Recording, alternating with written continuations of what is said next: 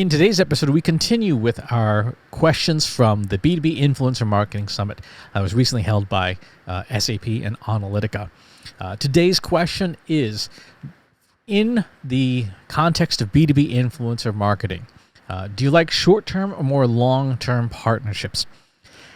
For me, personally, I prefer to have more long-term brand partnerships because transactional stuff is fine. I'm certainly not going to say no to it, but developing an understanding of the brand, what they do, and how their products or services are of benefit to people takes time, right? It takes time to learn what a company does, learn how it's useful, try out the company's products or services. I'm a big proponent of influencers using the things that they are representing, right? I have substantial issues with people who make all kinds of claims about stuff, and they're basically talking heads that have been given some talking points by the brand.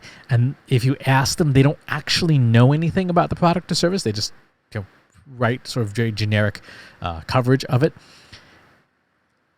I think an influencer, if they want to be influential, if they want to be perceived by their audience as credible, needs to know what it is that they're being influential about, right? If you have, say, a piece of software like, IBM Watson Studio, how well do you know it?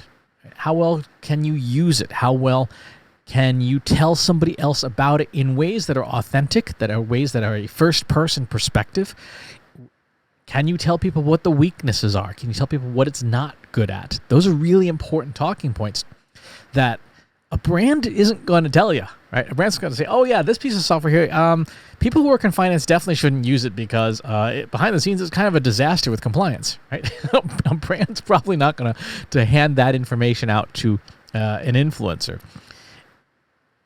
But somebody who has hands-on experience with, say, that piece of software will know, yeah, there's some problems on the back end of the software. It's a good piece of software, but there's these problems.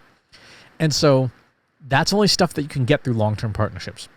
The other thing that's good about long-term partnerships, and this is more on the influencer side, is that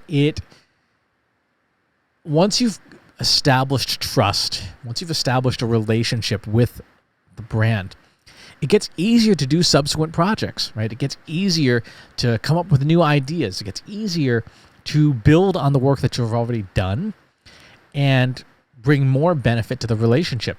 Think about it like dating, right? What is a series of, one-night stands, right? What is a series of first dates? Yeah, it's entertaining for some people, but you never really get to experience any depth with that, right? Because you're always moving on to something new. And the same is true in this context. If you're always, representing this piece of software this week and this company next week and stuff, and you're not learning about what they do and how they actually work, you're going to have a hard time seeing the big picture around that company. You're going to have a hard time talking credibly about the company in depth. B2B is different than B2C, right? B2B marketing is very often collaborative. There are typically at least for big ticket purchases, there are a lot of decision makers. There are a lot of information gatherers, right? Think about how an enterprise B2B purchase works. So you have a team of people putting together the short list of companies to talk to. You have researchers gathering information, doing their due diligence. You have all that information bubbling up to key stakeholders who then meet with one or more of the parties involved in an RFP process or something. And all along the way, the people that are gathering the information to help the decision be made, they're going out to influencers and analysts and reviews and stuff, trying to figure out who even belongs on the list. If you have a long-term partnership with an influencer, there's a good chance that influencer has had and created much more content about you than in a short-term relationship, right? Think about it. They wrote one blog post or put up a LinkedIn post or did one YouTube video with you and then they're off. And how much how easy is it going to be for someone who's doing research about that company to stumble across that one blog post? Not very. If you have a long-term partnership where that influencer is creating a body of work around you for years, there's a good chance that someone doing their due diligence on whatever product or service, it's going to matter, right? It's going to be found. I've talked for years about using IBM Watson Studio, and before that, IBM Watson Analytics. I'm a member of the IBM Champions. I do stuff with IBM on a fairly regular and frequent basis. I talk about IBM in my talks. I showcase their software where it's appropriate to do so. The probability of someone who follows me for any amount of time hearing about IBM in a positive light, but a fair one, is pretty high.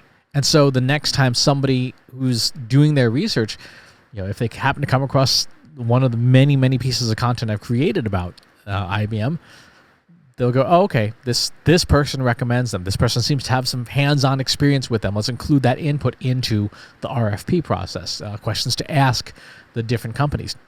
That's, I think, the benefit of those long-term influencer marketing relationships, in B2B especially. The decision cycles are long. There's a lot of stakeholders. There's a lot of research and gathering of information. And if you have a long-term partnership with an influencer, there's more information there about you to be found during the buying process. So I think it's really important. But that's the second question from the B2B Influencer Marketing Summit. If you like this video, go ahead and hit that subscribe button.